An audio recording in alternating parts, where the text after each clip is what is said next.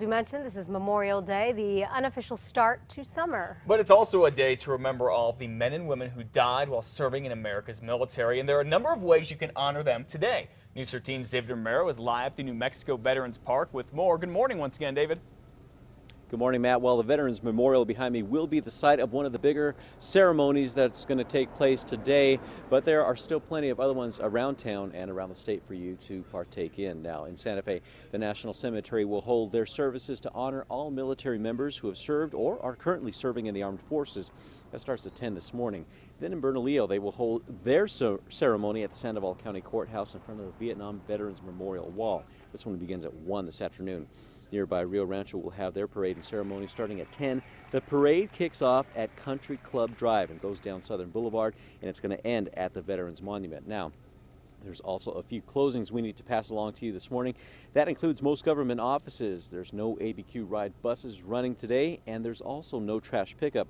However, you can take the family out to the biopark. They will be open. Now, this morning's ceremony here at the Veterans Memorial Park, if you want to take part in that, you can come out. It starts at 10 o'clock this morning. The park is here on Louisiana, just north of Gibson in southeast Albuquerque. Matt, back to you. All right, thank you for all of that this morning, David. You can also find out more about all of today's Memorial Day's events. It's on our homepage at KRQE.com. Also on this Memorial Day, one of the largest motorcycle runs in the whole country is just about done. Yeah, and hundreds of thousands of riders will soon be on their way home, and that includes one man from right here in New Mexico. The Rolling Thunder rally started almost 2 weeks ago in California. It was to remember those who died while serving the country. Now, when the riders got to New Mexico, Rick Trice joined them. He is from Raton. He rode all the way to Washington, D.C. to remember his father, who served in World War II, as well as two classmates whose names are on the wall in D.C. All along the way, you get to know each other a little better, and it's funny when you ride 2 bike lengths away from somebody at 75, 80 miles an hour, you really learn about their personality that way too. Rolling Thunder riders ride for those who can't, including POWs and veterans who are still missing in action. A little over 31 million Americans are expected to hit the road this Memorial Day, and that is expected to be about the same number as last year. As far as air travel goes, higher fees are grounding some air travelers. AAA says air travel will drop about 8% this holiday compared to a year ago. It looks like part of I-40 east of Albuquerque is back open right now after a deadly crash last night. Torrance County Sheriff's deputies say about 8 o'clock a motorcycle rear-ended a truck just outside of Moriarty, killing 2 people on the bike. Deputies have not released their names or said if drugs or alcohol were involved in that crash. Well, the Albuquerque police sergeant who ran a red light in his police SUV and hit and killed a young woman earlier this year won't be getting a paycheck from the city anymore because he's fired. Police Chief Ray Schultz fired Adam Cassaus on Friday, 3 months after this crash that killed Ashley Browder and left her sister in a wheelchair. At the time, Cassaus was off duty. He says he was out chasing a drunk driver, but investigators say there's really no evidence to prove that. Browder's family is suing the police department, saying Cassaus should have never been a cop in the first place because of his history of bad driving.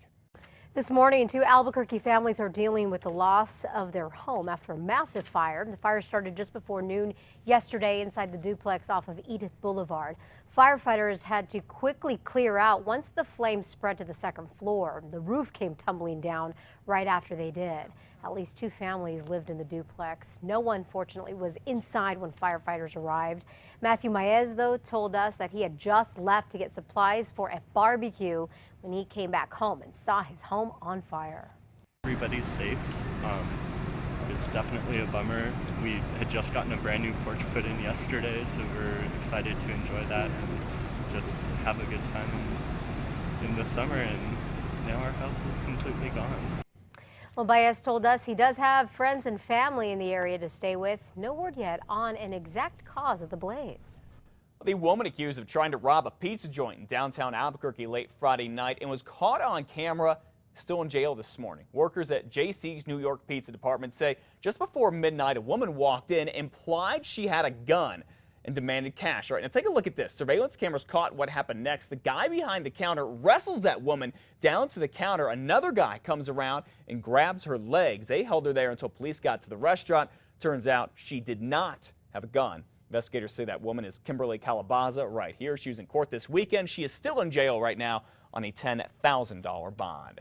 And the search is still on for 7 drug dealers in the eastern part of New Mexico. Yeah, take a look at these people here. Police say they're all heavily involved in dealing meth and heroin, and they want your help to get them off the streets. Now, investigators with Portales Police, the Roosevelt County Sheriff's Office, and more arrested 10 other people on drug charges in the big bust that happened last week.